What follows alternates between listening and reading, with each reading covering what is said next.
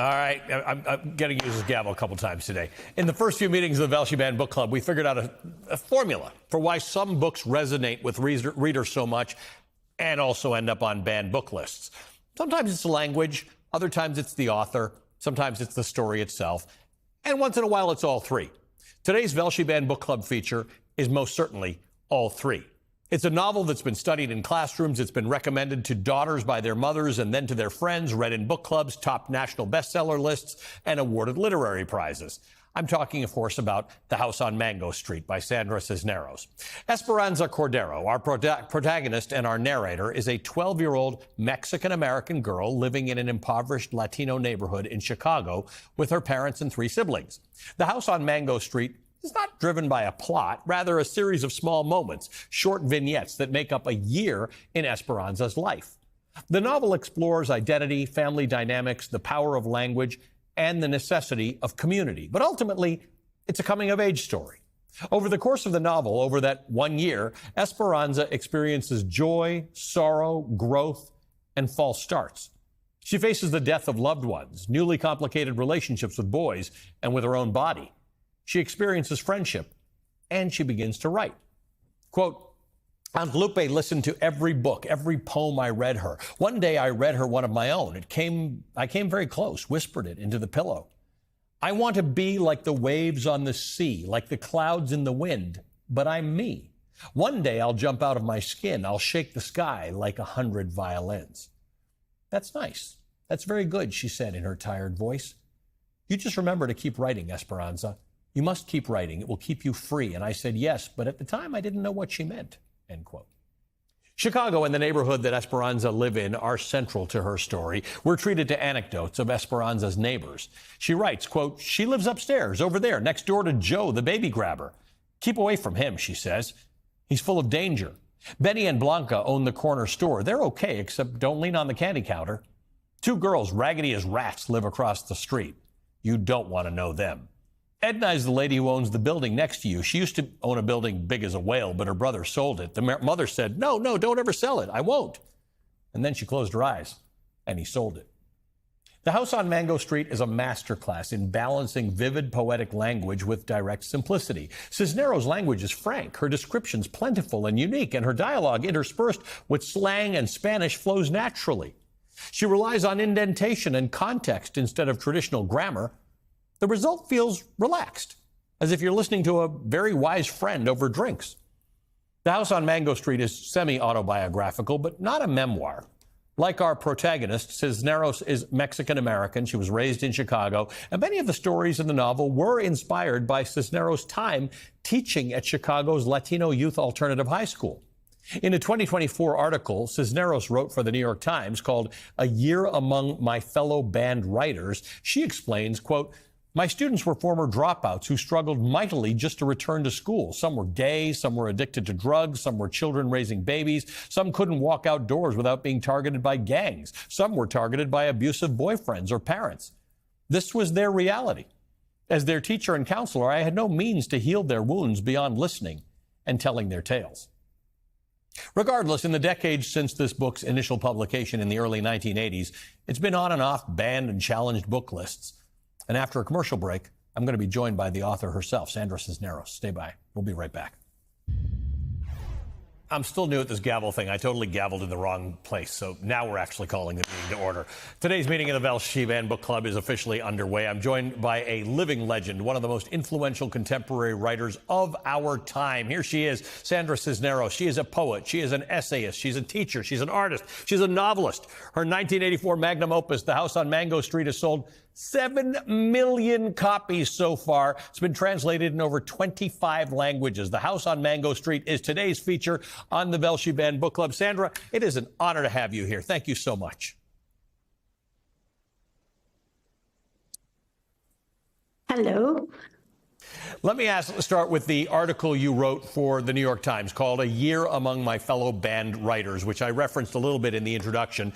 In it, you write, because I wanted The House on Mango Street to enter classrooms and libraries, I felt obliged to censor myself by writing about mature themes elusively, in a way that would sail over the heads of little ones. I needed my book to reach teens who were living these same stories, Yes. but I was also aware the stories might be read by younger readers too. So I found myself crafting with care, respecting what children could handle at certain ages, since I certainly didn't want to offend anyone, especially parents and school boards.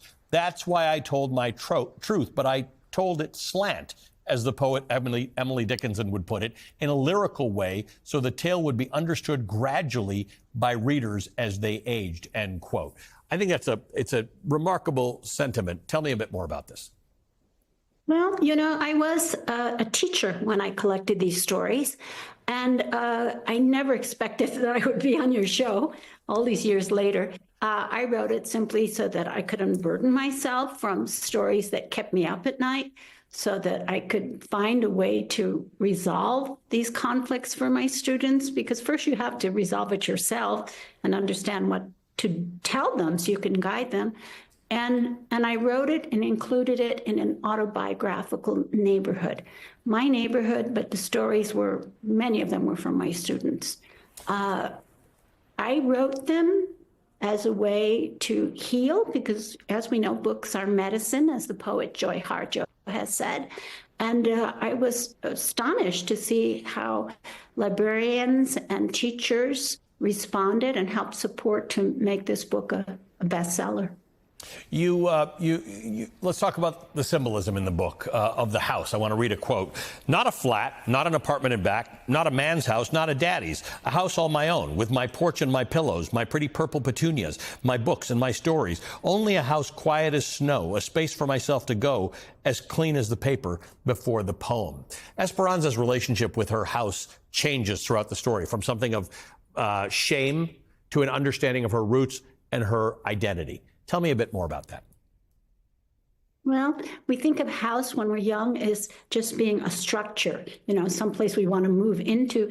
But eventually our protagonists, like the writer herself, realize that we have to create a house in the heart, a house in our spirit, a way of living our life that is aligned with our truths, things we've learned in life, things we believe in. Earlier in the show, and pretty much every show now for the past few months, we've discussed the Trump administration and ICE. I want to know what you think about the house on Mango Street and its significance in contemporary American literature, given the climate that we're in right now. Yes, it's a very dark time for those of us who are children of immigrants or people who are privy to the stories of individual people who have come to this country and are not criminals. We know their individual stories. And I didn't expect my book to be relevant 40 years after it, but it certainly is. And I hope that it will change people's minds about how they see people like myself, how they see immigrants, how they see communities like mine, because every individual who is here in the United States, every human being is a walking book. And we can't just classify immigrants as criminals when we don't hear their story, and we are not allowing them due process, and we don't allow them a fair break.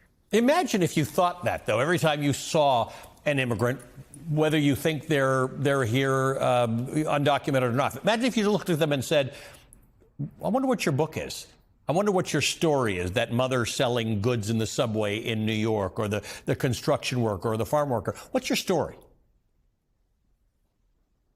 I think we need to listen with a compassionate heart, and all communities, regardless of where you stand on this issue, we need to come to some place where we're listening to each other. Because one of the things I would like is to hear the people who have banned my book. I want to hear sincerely, have they read my book? Do they understand the work that the book is doing? Books are medicine, and if it's not your prescription, that doesn't mean you burn down the whole pharmacy. You understand, okay, this book is for someone else. It's not for me or my family. And that's what I want to talk about with people who feel that they need to ban books. I really am in a place where I want to understand them. That's amazing. I mean, in 3 years of doing this, I've never heard that description, right? Books are medicine, And if this is not your medicine, you don't burn down the pharmacy. That's a perfect analogy. Thank you for that. You have said that it's semi-autobiographical. It's not a memoir, and it's sort of biographical because you heard other people's stories that you wanted to give voice to.